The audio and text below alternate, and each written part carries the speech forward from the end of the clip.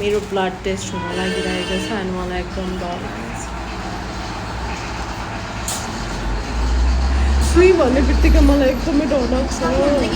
थपिदिनु, आइरन थपिदिनु न। के जस्तो लाग्छ भन्दाखेरि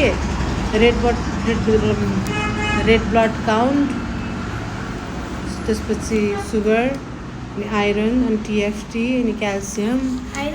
हजुर अनि डर लागिरहेको छ, मुटु घाँचो निस्किन लागिसक्यो डरले।